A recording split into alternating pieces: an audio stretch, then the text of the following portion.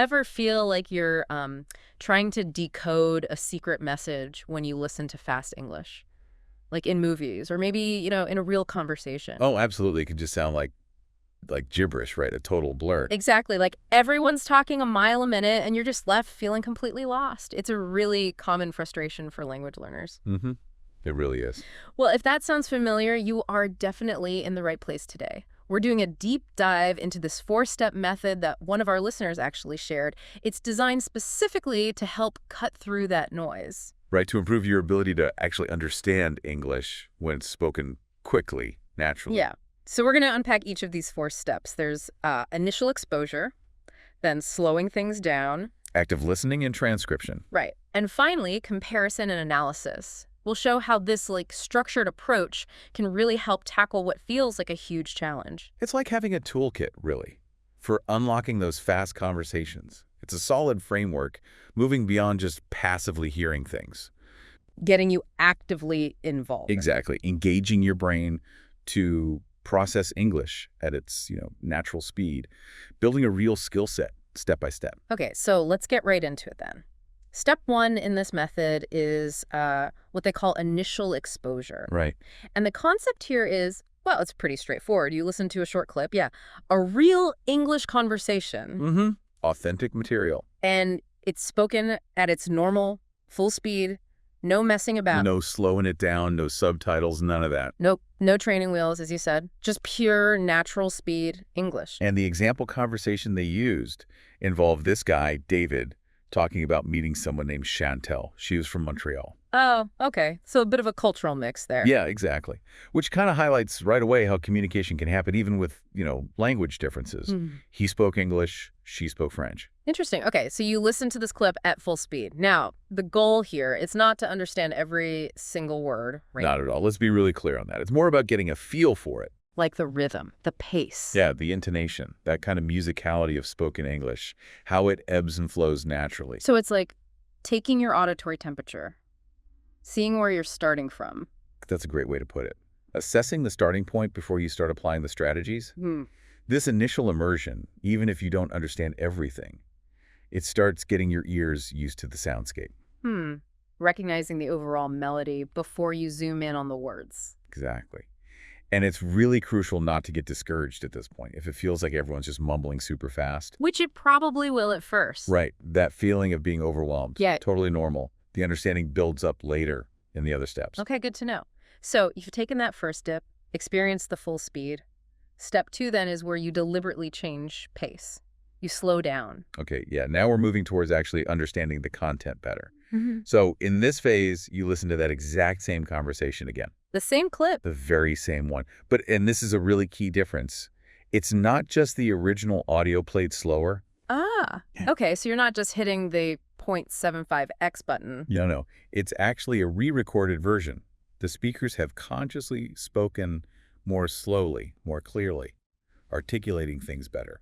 That's a really important distinction. So your brain gets more processing time, but without that, weird distortion you sometimes get when you just slow down playback. Exactly. That extra time helps you pick out the individual sounds and words that might have just blurred together at full speed. Right. Gives your brain that extra fraction of a second to decode things.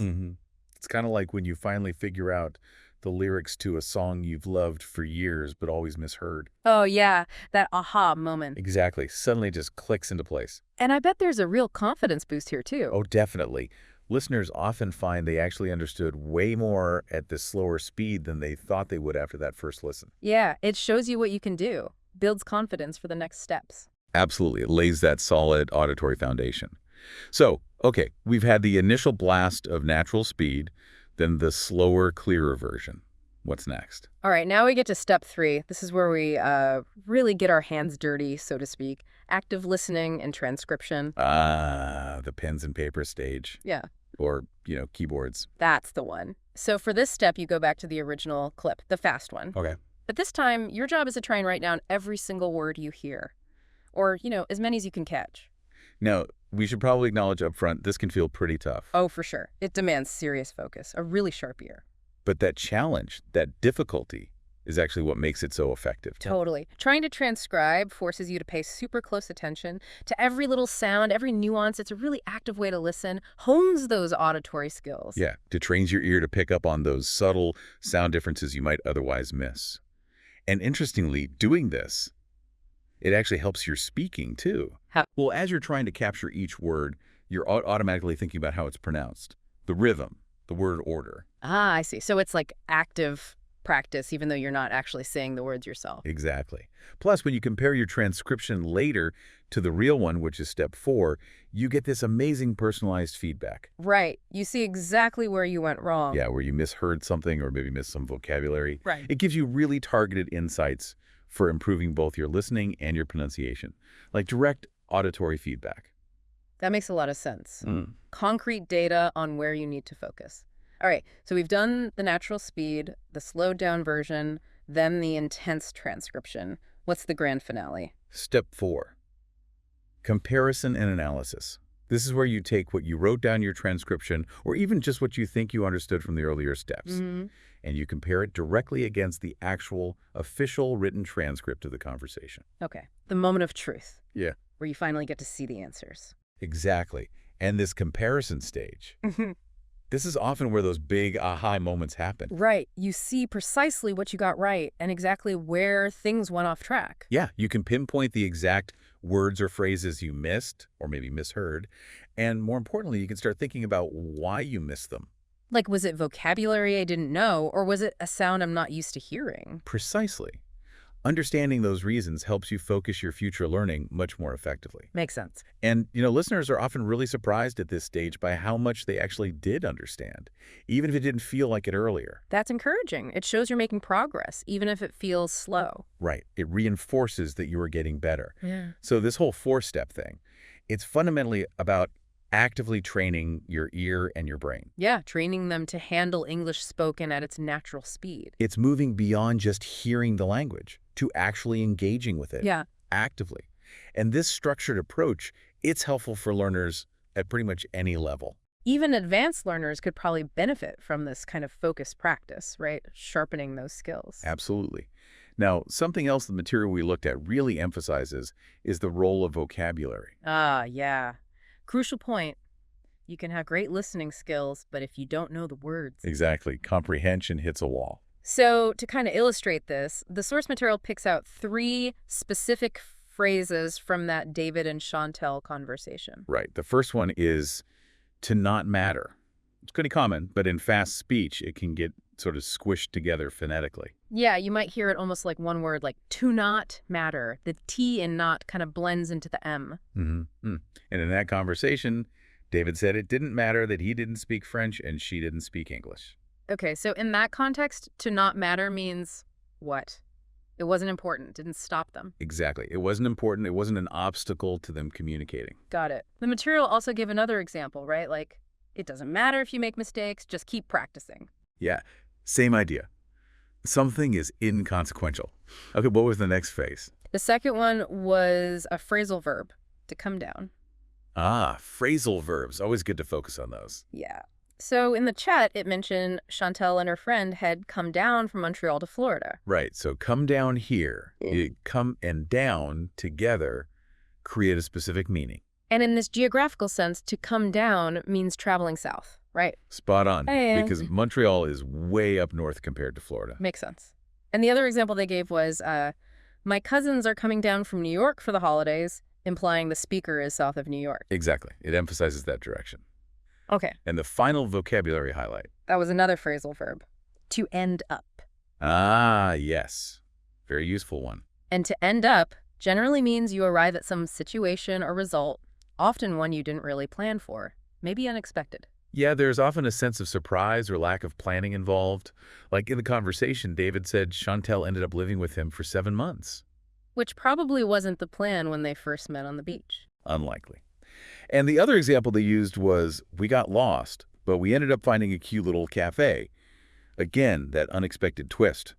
Right, so these vocabulary examples really show that understanding spoken English isn't just about single words. It's about grasping these common phrases, these phrasal verbs, and how they work in context. Absolutely crucial. So just to quickly recap the main points here. Yeah. We've got this four-step method for understanding fast English. Initial exposure, slowing down, active listening and transcription, and comparison analysis. Right. And we've also stressed how vital vocabulary is. You can't listen effectively if you don't know the words. Makes sense. Now, the source material also mentions something called the 150-day listening challenge. Sounds intense. It does, yeah. Yeah. Basically, it's a structured program. The idea is you commit 15 minutes every single day for 150 days straight. Wow. Just listening to short, real English conversations, like a daily dose of practice. 15 minutes isn't too bad, but 150 days, that's commitment. It is. And the material pointed out that it features over 50 different native speakers. So you get exposed to loads of different accents, different ways of talking. Which is super important for understanding people in the real world, right?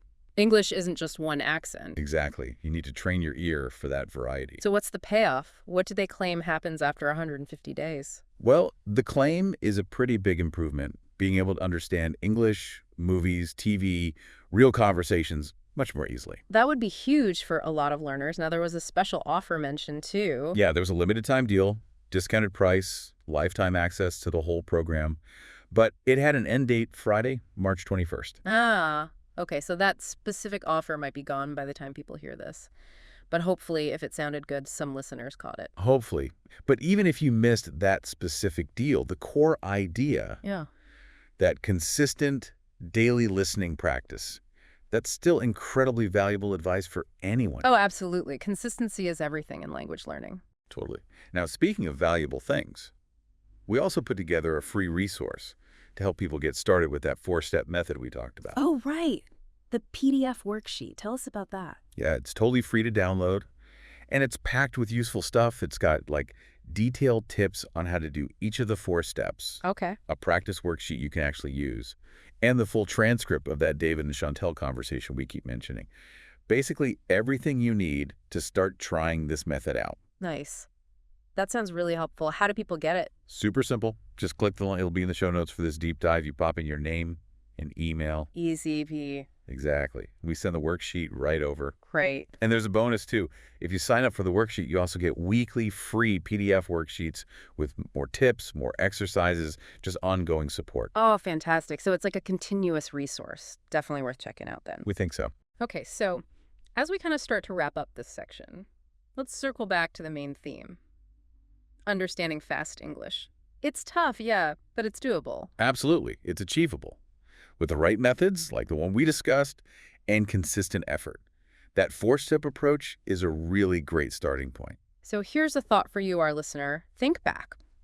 Try to pinpoint a time when you really struggled with fast English. Maybe it was a movie scene, a podcast, or just chatting with a native speaker. We've all been there, feeling left behind. Now imagine applying the techniques we talked about today. That initial exposure, the slowing down for clarity, the intense focus of transcription, the analysis. How might that have changed things? Would you have understood more, felt a bit more confident maybe, less loss? And maybe think broader, too. This step-by-step analytical way of tackling a challenge. Could it apply to other things? Other communication hurdles? Or even different areas of life entirely? Because that's really what we try to do here on the Deep Dive, isn't it? Yeah. Taking these deep dives, breaking things down, helping people make sense of it all, providing strategies you can actually use. Exactly. Strategies to help navigate those fast English conversations. And the source material we've been digging into today, it comes from a resource that's, totally focused on this exact topic. Mastering Fast English, it's their whole thing. Really good stuff. Yeah, very focused. So that first step we mentioned earlier, initial exposure. The key idea, again, is listening to a real conversation clip at natural speed. But, and this is important, with no visual help at all. Right. No subtitles, no transcript scrolling by, just your ears and the sound. And the big goal isn't decoding every word, right? It's tuning in. Tuning into the rhythm, the speed, the intonation, that musical quality we talked about, how native speakers actually sound in real time. Yeah, that rise and fall of the voice, the intonation, it carries so much meaning beyond just the words themselves. Emotion, questions, emphasis. Definitely.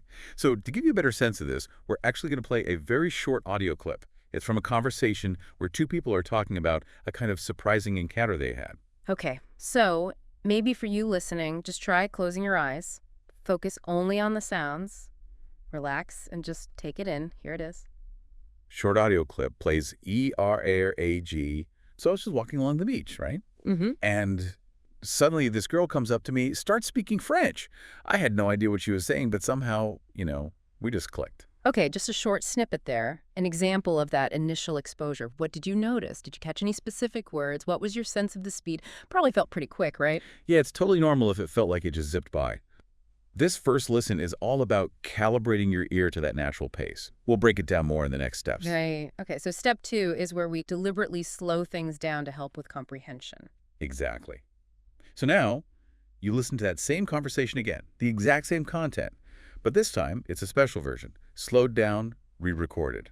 And we need to stress again, this isn't just the original audio played slower with software. Nope. It's a brand new recording. The speakers intentionally spoke slower, much more clearly, really enunciating. So you can actually pick out the words more easily? Precisely. It's the same information, just delivered at a pace that's easier for your brain to process, especially if you're still learning. I bet listeners will find they understand a lot more this time. Most certainly. Okay, so let's listen to that slowed down version now. Try to notice how much more you can pick up when the speed isn't so frantic. Slowed down audio clip plays same content as before, but spoken clearly and slowly. Okay, let's pause there again. How was that? Mm. A bit easier to follow. Could you grasp more of what was being said? I'm sure the clarity made a huge difference for everyone. It really highlights how much speed impacts understanding. But of course, the main goal is to understand the original speed, so we don't stop here. Exactly. Which brings us to step 3. Now we shift into a more active mode. Active listening. Engaging your brain fully. That's it. So you listen to the original fast clip one more time, but this time you try to write down as much as you possibly can. Transcribe it. This is such a great exercise. It forces you to concentrate intensely, and it helps you see what words you do know, while also showing you exactly where the tricky spots are. Totally. Okay, so grab a pen, open a notes app. We'll play that fast clip again. Don't worry about getting every single word. Just do your best. Normally you could pause and rewind, but for now let's try to keep up. Here it is again. Fast audio clip plays again, same as the first time. Okay, wow, still fast. How did you do that time? Did you manage to write down more than the first time you heard it? Hopefully. But look, even if you didn't catch everything, that's totally okay. Because now we move to the final step where it all comes together. Right. Step 4, verification and analysis. So now we're going to show you the actual transcript of that little conversation. And while you read it, we'll play the fast audio clip one last time. You can follow along, check your own transcription, see all the words. This is where you really pinpoint what you got right, what you might have misheard, and maybe spot some new vocabulary or phrases you didn't recognize before. Okay, so here's the transcript on screen for those watching, or just listen closely. We'll play the audio again. Compare what you thought you heard with the actual words. This is where the real learning happens. Fast audio clip plays again, perhaps with transcript visible if applicable to the format. Okay, and that wraps up the 4 steps for this specific clip. You've now really engaged with this short conversation from multiple angles. Yeah, you should have a much clearer understanding now. Just to quickly check that, where was Chantel from again? She was from Montreal. Okay, question 2. Where did David and Chantel first meet? They met on the beach. All right, question 3. Did they speak the same language? No, they didn't. He spoke English, she spoke French. Which is pretty amazing. They still connected, really. It really is. Shows communication is more than just words.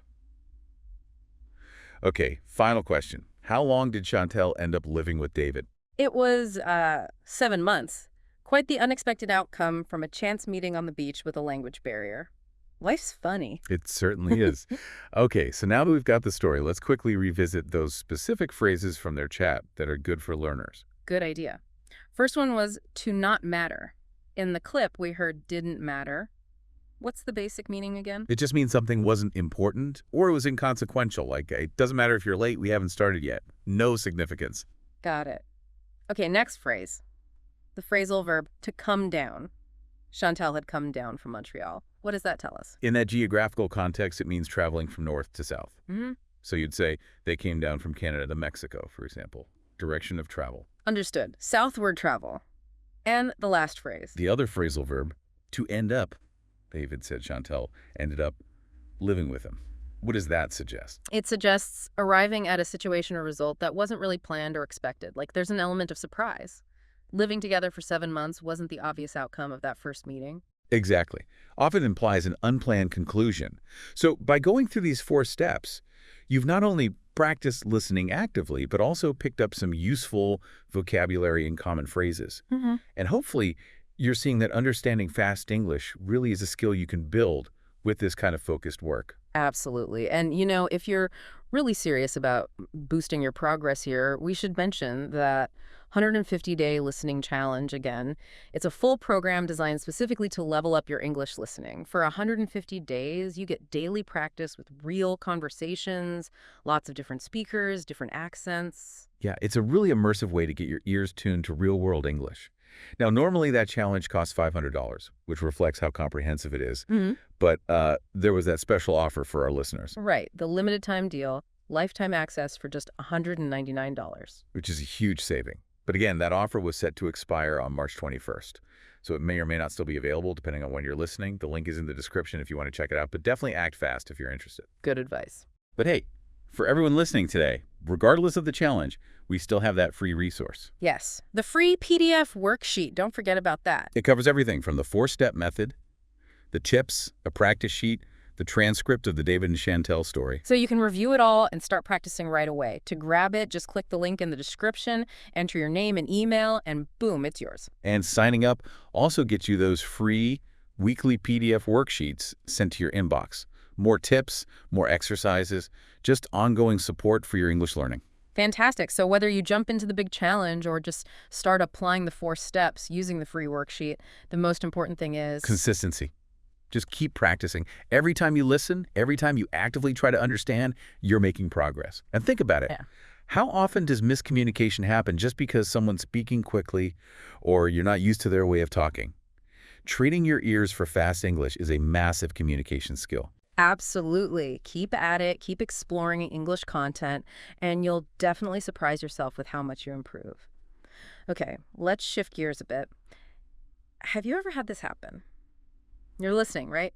Following along okay with someone speaking English. Maybe it's not even super fast, but then the second you need to actually say something back, respond quickly, your brain just freezes. Oh, totally. All the time.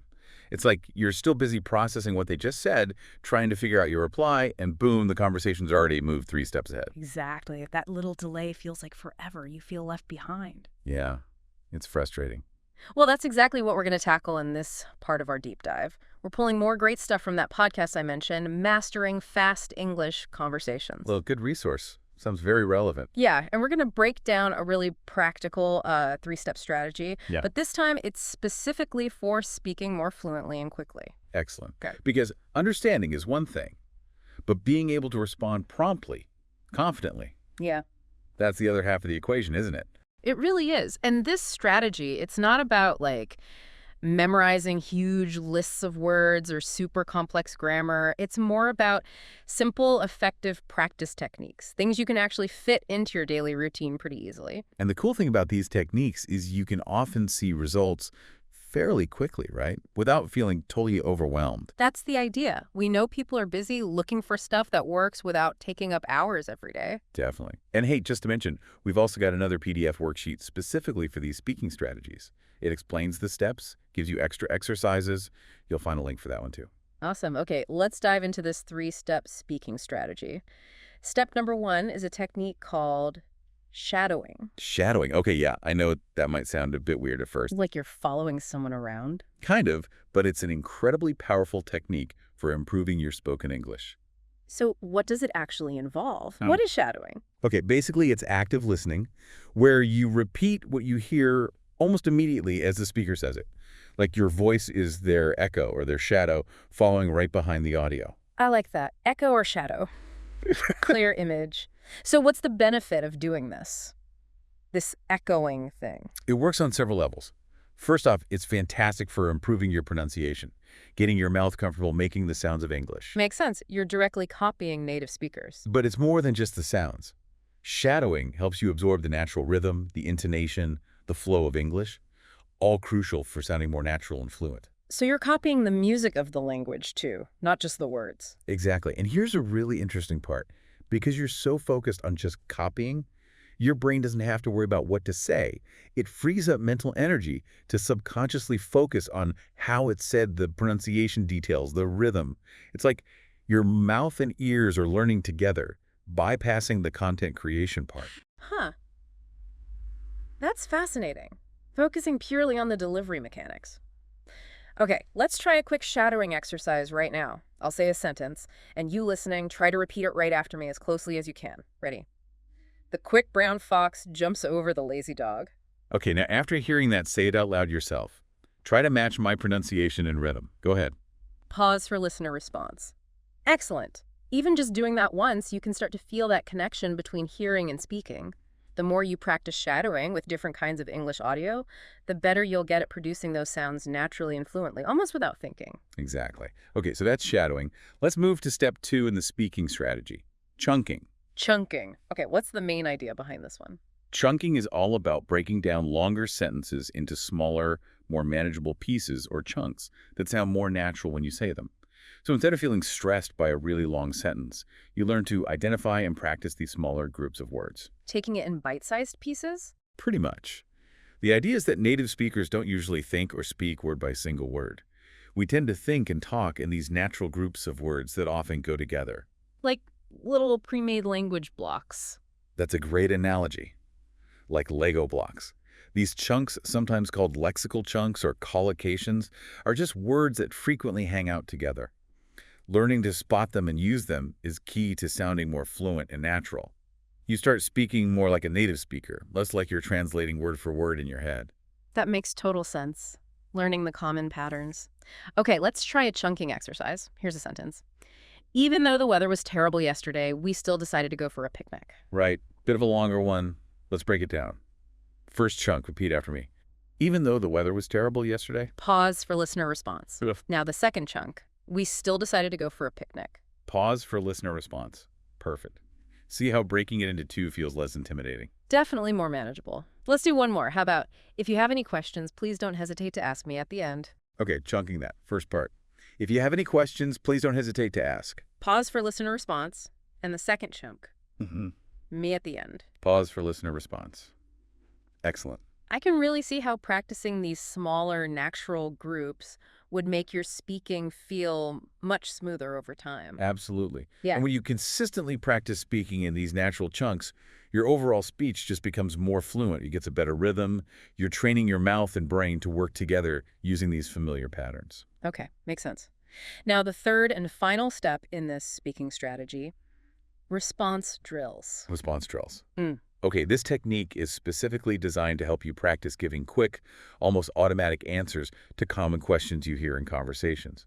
The goal is to cut down on those hesitations, those awkward pauses. So it's about building speed and automaticity in your replies. Exactly. Like a musician practicing scales over and over until they don't even have to think about it. You're building that same kind of automatic muscle memory for speaking. And it's important to remember, the goal here isn't perfect grammar every single time, is it? It's more about the fluency, the natural flow. Absolutely.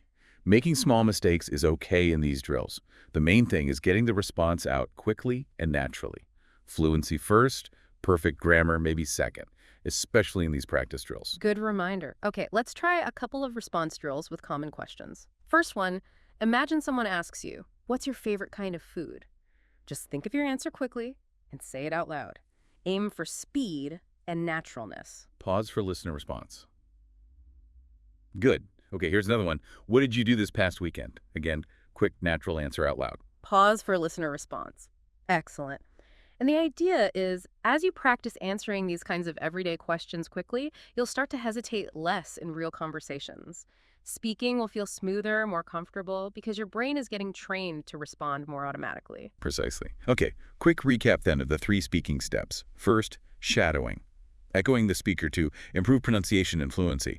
Second, chunking, breaking sentences into natural phrases for smoother, more native-like sound. And third, response drills, practicing quick answers to common questions to reduce hesitation and build confidence. Exactly. And like we keep saying, consistent practice is the key. Even just a few minutes each day on these exercises can really add up and make a noticeable difference in your spoken English. And don't forget that free PDF worksheet for extra practice on all 3 steps. Indeed. Now, for people who are really serious about taking their speaking skills to the next level, the material also mentioned another program, the 150-Day Speaking Challenge. Ah, I saw that. Sounded pretty intensive. It was Yeah. really comprehensive. Daily training, real conversation practice, specific activities, and even personalized feedback from experienced native English teachers. Wow, that feedback part sounds incredibly useful. What was the cost on that one? Well, the usual price was $500, but again, there was that limited time offer, $199 for lifetime access. Another great deal. But again, that specific offer probably ended back on March 21st. Most likely, yes, Mm-hmm. unfortunately. But the main techniques we've just talked about, shadowing, chunking, response drills, those are things anyone can start doing right now, today, for free, regardless of that specific challenge program.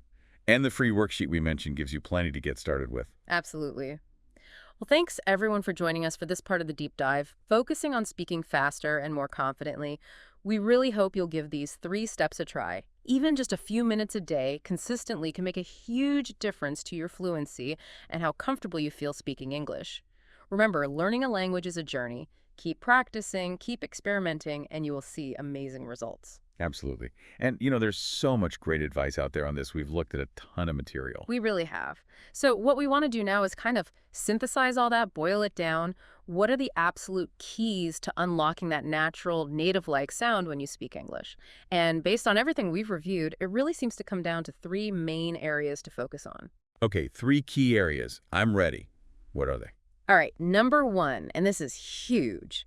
Intonation. You really have to pay attention to the music, the melody of your speech. Intonation. Okay. I think most learners know they shouldn't sound like a robot, right? Not monotone. But maybe we can dig a bit deeper into what that really means. Definitely. Intonation is all about the rise and fall of your voice as you speak. The pitch changes within a sentence. And in English, this is incredibly important. It's way more than just pronouncing the words right. Yeah, how you say something in English can totally change the meaning. Take a simple sentence like, I didn't know you were coming, if you say it totally flat. I didn't know you were coming. Yeah, it sounds a bit robotic.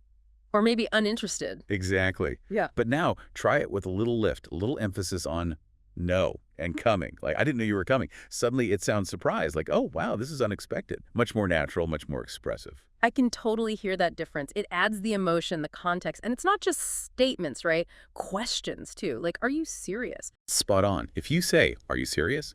Flat. It barely sounds like a question. But add that little upward flick at the end, are you serious? And it's clearly a question you're genuinely asking. Got it. So these little ups and downs in pitch carry a lot of meaning. A huge amount. Paying attention to them makes a massive difference. And the first step is just awareness. Really listen to how native speakers talk. Notice how their voices move. Then start consciously trying to copy that in your own speech. Okay, intonation is key number 1. What's the second crucial element for sounding more natural? The second key is linking. How we connect sounds together when we speak. Linking, right. This is often what makes fast speech sound so smooth, like the words just flow into each other. That's exactly it. In natural spoken English, we rarely say each word perfectly separately. The sounds tend to blend together. Ah, so that's a big reason why native speakers can sound so fast sometimes. It's not just the speed of the words, but how they connect. Precisely. It's about creating that smooth, connected stream of sound. Take a common question like, what are you doing? If you said each word clearly, what are you doing? It would sound really unnatural in a normal conversation. Yeah, very stiff. Instead, we usually say something more like, what you doing? Yeah. Or what you doing? See how the T, one blends with the R or you, often becomes ya. It flows together. I can definitely hear that blend, makes it much smoother. Another example is maybe, I don't know, saying each word separately sounds a bit formal. Right. But we often hear it as, I don't know, the don't and no just merge. So becoming aware of this linking is really important for understanding and for sounding more natural yourself. Absolutely. Listen for it and then try doing it. Experiment. It might feel a bit weird at first trying to blend sounds, but practice makes it feel more natural over time. Practice, practice, practice. Okay, ready for key number 3 to sounding more native. Let's hear it. What's the third key? This one is about using natural expressions. Natural expressions. Okay, what exactly do we mean by a natural expression here? Well, it means using the kinds of phrases and idioms that native speakers use all the time in everyday chat. These expressions might not always make literal sense if you just look at the words individually. Ah, like idioms, which you mentioned. Exactly. Idioms are a perfect example. Using them correctly adds a lot of color and authenticity to your English. Makes you sound much more fluent and, well, natural. Can you give us a couple of examples of these common natural expressions? Sure. One that's super common and useful is "it's up to you," which just means you decide. Simple, direct. Another good one is "no worries." You hear this all the time instead of "it's okay" or "don't worry about it." It sounds really casual and friendly. Right. So it's about moving beyond just correct grammar and vocabulary and actually using these real-world phrases. That's the core of it, capturing how English is actually spoken. So how can learners get better at using these? Well, the best way is immersion. Listen as much as you can. Watch movies, TV shows, listen to podcasts, whatever you enjoy. Pay attention to the phrases people use. Definitely. Maybe keep a little notebook or use an app. Jot down phrases that sound interesting or useful. And that this is the crucial part. Try using them. Don't be afraid to make mistakes. That's how you learn. So to recap those three keys: intonation, the music; linking, connecting sounds smoothly; and natural expressions, using everyday phrases and idioms. Exactly. And these three things work together to create that natural, native-like flow when you speak. So what's the big takeaway here for listeners? Start paying attention. Notice these things in your own speech. Maybe record yourself. Are you using intonation? Are you linking sounds? Are you trying out natural expressions? And just practice consciously. Couldn't agree more. The more you practice these things, the more automatic they'll become. And you really will start sounding more like a native speaker. And, there's something really satisfying about it. It's not just about sounding good. It's about understanding and connecting with the rhythm and music of the language itself. Absolutely. Connecting on a deeper level. It's like learning to, dance with the language. Exactly. And when you can dance with it, you can express yourself more authentically, more engagingly, and you might even find you enjoy it more than you expected. Now, building on those keys, there are a few more specific things, almost like a cheat sheet you can use to sound even more natural. Ooh, a cheat sheet for sounding native. I like that. What's on it? Yeah, these are 3 more specific techniques that can really polish your spoken English, make it sound more fluid, more confident. They are contractions, stress patterns, and fillers. Contractions, stress patterns, fillers. Okay, these sound like maybe smaller details, but I bet they make a big difference collectively. They really do. And hey, quick reminder, we've got that free PDF worksheet covering these too, with examples and extra practice. Links in the description, just pop in your email. Okay, let's start with contractions. Contractions, right? Most learners know the basics, like don't for do not, isn't for is not. Exactly. But using them consistently and using a wider range of them really helps your fluency. Let's talk about why native speakers use them so much.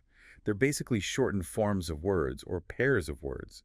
We use them constantly because they make speech flow better, sound more natural, like it's instead of it is, we instead of we have. We often do it without even thinking. It's just how we talk. Right, it's about efficiency and that natural rhythm. Mm-hmm. So let's do a quick practice. If you were going to say, I am going to the store, grammatically fine, but sounds a bit stiff. Yeah, a bit formal for everyday chat. So what's the more natural way? You usually say, I'm going to the store, see how much smoother I'm is. Much smoother. Okay, another one. He will be there soon. How would we contract that naturally? You'd say, he'll be there soon. Okay, listen and try saying it. He'll be there soon. Perfect. Got it. Okay, moving on to technique number 2 on the cheat sheet. Stress patterns. Ah, stress patterns.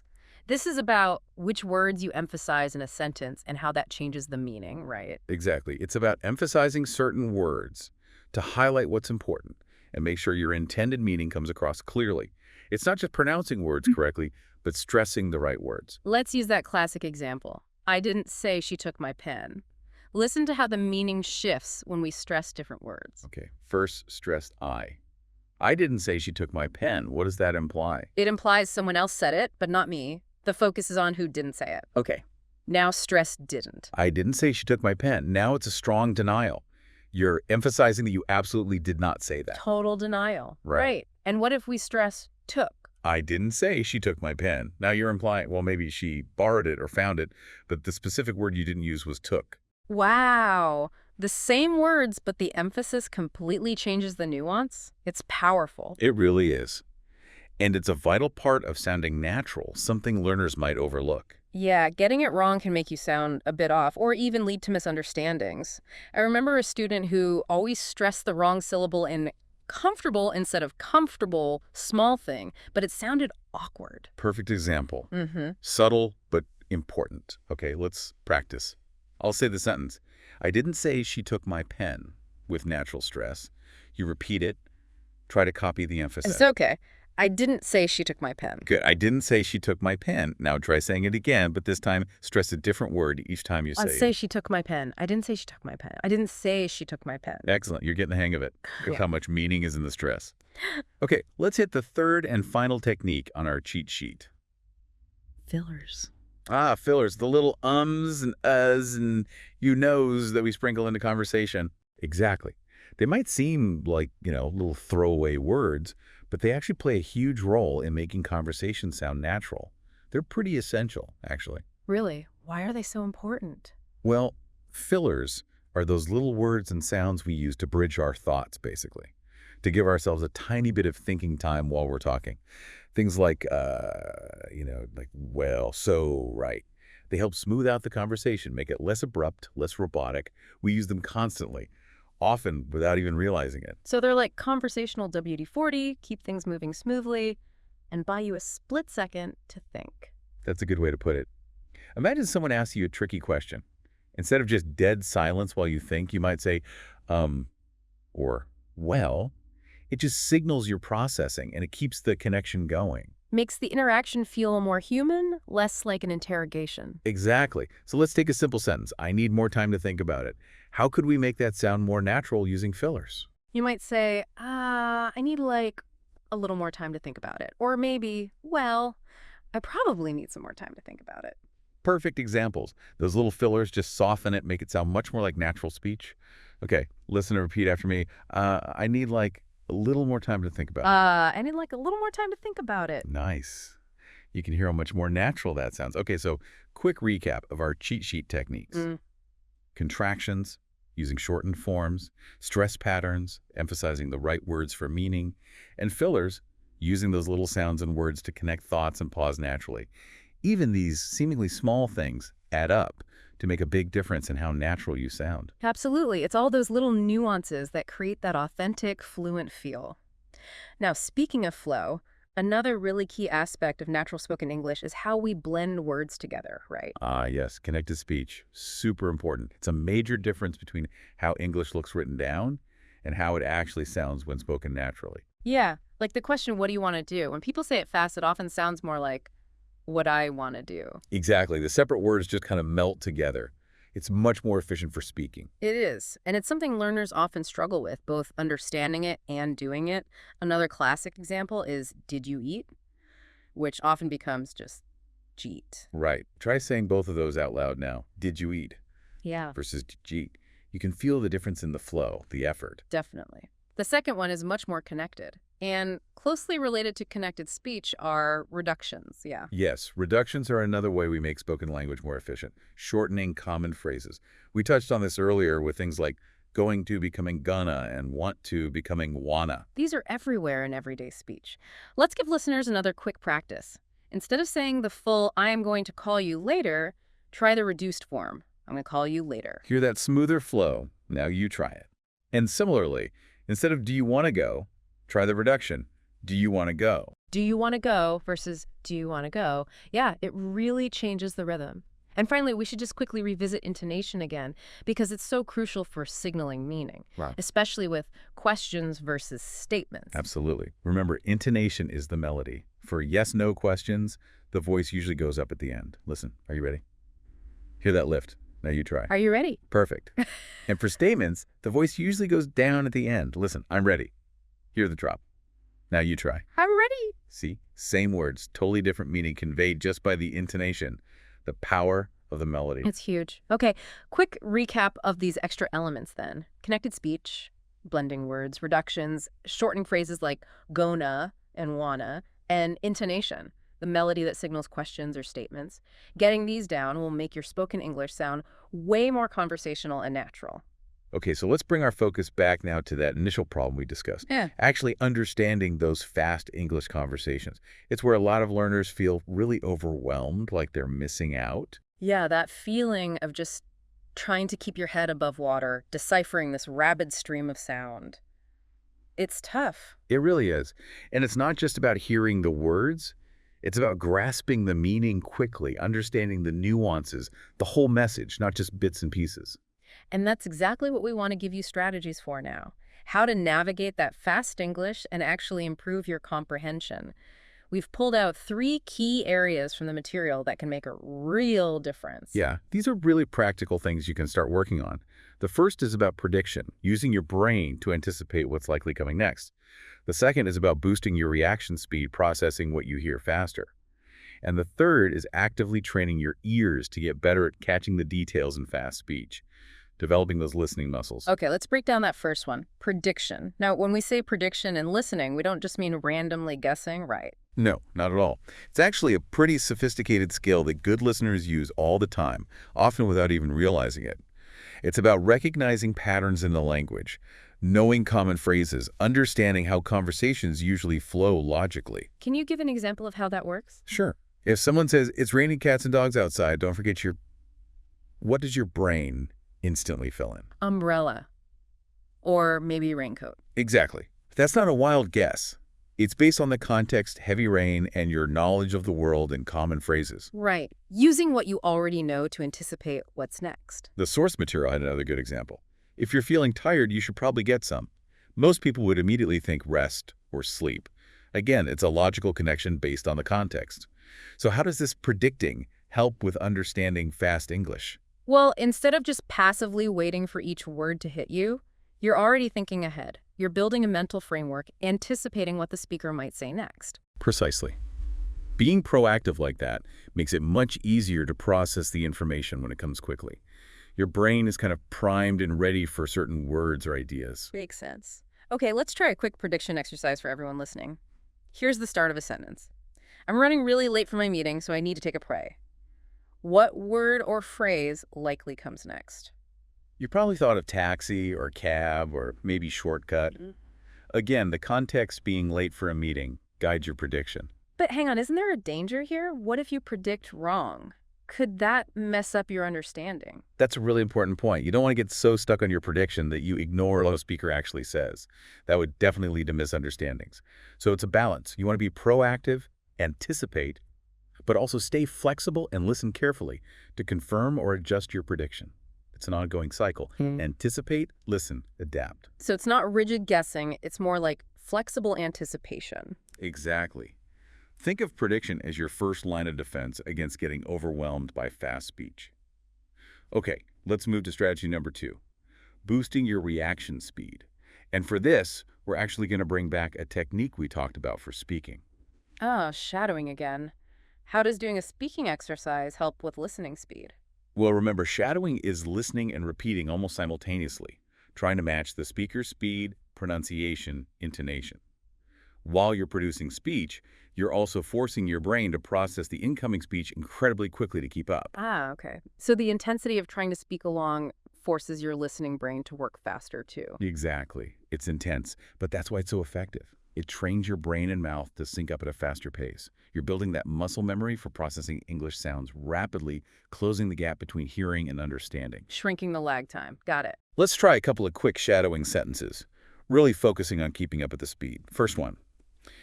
Let's meet at the coffee shop around 3:00 p.m. Try to repeat that right after me, matching the pace.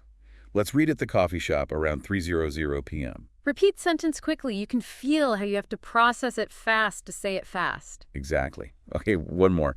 I'll send you a quick message as soon as I get there. Again, shadow quickly and closely. I'll send you a quick message as soon as I get there. Repeat sentence quickly. It definitely requires focus to keep up when the words flow together like that. And that's the point.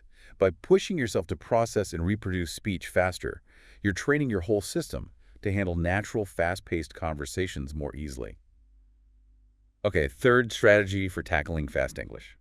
Ear training. Ear training. Sounds logical, but what does that specifically mean in this context? Well, often when you listen to fast English, especially accents you're not used to, it can feel like you're just hearing sounds, not distinct words, right? Yeah, definitely. Like the sounds haven't quite resolved into meaning yet. That's often because your ears aren't yet familiar with the specific ways sounds connect, or the rhythm and sounds of different accents. Think about how different maybe Australian English sounds from Scottish English. Very different. Right. So, the solution is targeted exposure. You need to consciously expose yourself to as much variety as possible. Listen to different podcasts, watch movies with actors from different English-speaking regions, find diverse audio sources. So deliberately seeking out different sounds and accents, broadening your auditory experience. Exactly. The more variety you hear, the more attuned your ears become. It's like learning any new skill. You need immersion in the actual sounds. Initially, just aim for the gist, the main idea. Don't stress about catching every word. The details will become clearer over time as your ear adapts. So patience and consistent exposure are key. Absolutely. And the material offered a really practical tip here, especially for beginners. Try slowing down the playback speed slightly when you encounter really fast speech or a difficult accent. Use the controls on your player. Ah, the 0.75x button again.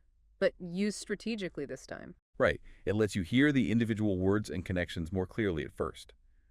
Then, as you get more comfortable, you gradually increase the speed back to normal. It's like training wheels for your ears. And again, consistency makes all the difference. Even short, regular exposure adds up. Okay, so let's quickly recap these 3 strategies for mastering fast English listening. Prediction, using context to anticipate. Shadowing, mimicking to boost reaction speed. And ear training, exposing yourself to diverse accents and styles. These are all active ways to take control of your listening practice. Exactly. We really encourage you to try consciously using these strategies the next time you're listening to English. Yeah. Notice how they impact your understanding. It might feel challenging at first, but stick with it. Practice will make it easier, and soon you'll find yourself understanding those fast conversations much more comfortably, feeling present, not lost. Now, that listener material you shared from the Mastering Fast English Conversations podcast, it really drills down into some very specific practical tips. It's obvious you're really focused on improving how you understand fast English, a hurdle so many learners face. So what we want to do now is pull out the absolute most useful, actionable techniques from that resource. Things you can start doing today to feel more confident and less, underwater in those quick chats. Sounds good. Yeah, the podcast laid out 3 main strategies that seem really core to their approach. Right? And these are really fundamental for listening effectively when things get speedy. First, the power of active listening, really engaging, not just hearing. Second, getting good at recognizing speech reductions, those little shortcuts native speakers take. And third, the huge value of practicing consistently with real, authentic English content. They might sound simple on the surface, but when you actually apply them consciously and regularly, they can make a massive difference in cracking fast English. So, let's dig into that first one. Active listening. Now, active listening, as we said, is more than just letting sound waves hit your ears. It means really concentrating, focusing on understanding the main message, the important stuff. Right, like the difference between just skimming an article versus reading it carefully for comprehension. Exactly. Or like hearing music vaguely from another room versus putting on headphones and really focusing on the lyrics. Yeah. And the podcast you shared had a really neat practical tip for shifting into this active listening mode. Yeah, I like this one. They suggested asking yourself a specific question right after you hear someone speak a sentence or two. What is the main idea? Precisely. Just asking that simple question forces your brain to engage, to process what you just heard, and to pull out the central point instead of just letting the words flow past unprocessed. And they gave some good examples, like imagine you hear, I had a really long day at work, so I decided to treat myself to some ice cream on the way home. Now, instead of getting lost in the details of the long day or the ice cream flavor, you just ask, what's the main idea? And the core message, like the podcast pointed out, is basically, speaker had a tough day, got ice cream as a reward, boom, you've got the essence. It's about grabbing that key takeaway. Exactly. Here's the other example they used. She missed her flight because of traffic, but luckily she was able to book another one an hour later. Again, don't worry about the traffic details or the exact flight times. Just ask. Main idea. And the main point is, missed flight, but got a later one. Simple. You understand the situation. So for you listening, this is something you can actively do. When you hear someone speaking English, especially if it's fast, just mentally pause for a second and ask, okay, what was the main point there? And it's a skill, right? It gets easier and more automatic the more you practice it. It helps you cut through the clutter, find the core message, and stops you from feeling overwhelmed because you didn't catch every single word. Absolutely. Which leads perfectly into the second key strategy for the material, recognizing speech reductions.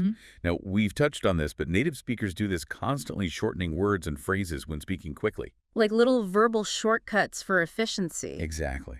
Often happens totally subconsciously. The podcast highlighted some super common examples you hear all the time. Yeah, like what do you want? Squishing down to what do you want? Multiple words just blend together, sounds disappear. Or, I'm gonna go, becoming that much quicker, I'm gonna go. These little phonetic changes can make a huge difference to your understanding if you're trying to follow fast speech and you're not expecting them. Because your brain is listening for the full version it learned. Exactly. It hears the reduced form, it gets thrown off. But the good news, as the podcast pointed out, is that these reductions usually follow predictable patterns. Once you start recognizing the common patterns, understanding gets way easier. They give some practice examples, too. Let's look at those. If someone says, "Gimme a sec," what's the full phrase they actually mean? That's short for give me a second. Notice give me becomes gimme, and a second shortens to a sec. Right. It's like learning the shorthand version of the language. Here's the other podcast example. Let me know if you need help. What's the full version? That would be, "Let me know if you need help," with "let me," reducing to "let me." Spotting these common contractions and blends is just crucial for understanding faster speech. It's not about memorizing every single possibility, but getting familiar with the most frequent ones. It's like learning the main roads in a city. Once you know those, getting around is much easier, even if you don't know every single side street. Great analogy. Okay, which brings us nicely to the third and final key strategy from the podcast material, practicing consistently with real-world English content. This is where you put the active listening and the reduction recognition skills to work in a more immersive way. Exactly. It's like learning guitar. You can practice scales all day, but you really improve when you start playing actual songs. The podcast recommended great sources like movies, TV shows, other podcasts, things you actually enjoy. Because they expose you to natural, often unscripted English, the way people really talk. And they outlined a really clear three-step practice challenge for using this real-world content effectively. Yeah, step one, just listen. First time through, no subtitles, no transcript. Just try to get a feel for the rhythm, the flow, the speed, the intonation. Notice those reductions, but don't stress about understanding every word. Just absorb the overall sound. Step 2. Listen again, but this time with subtitles or a transcript. Now you connect the sounds to the written words. This clarifies the tricky parts, lets you see the reductions written out, helps with new vocabulary. It's like having the map while you explore the territory. And step 3 gets you even more active. Try repeating parts of what you hear out loud. Mimic the speaker. This actively engages your pronunciation, helps you copy the natural flow and intonation.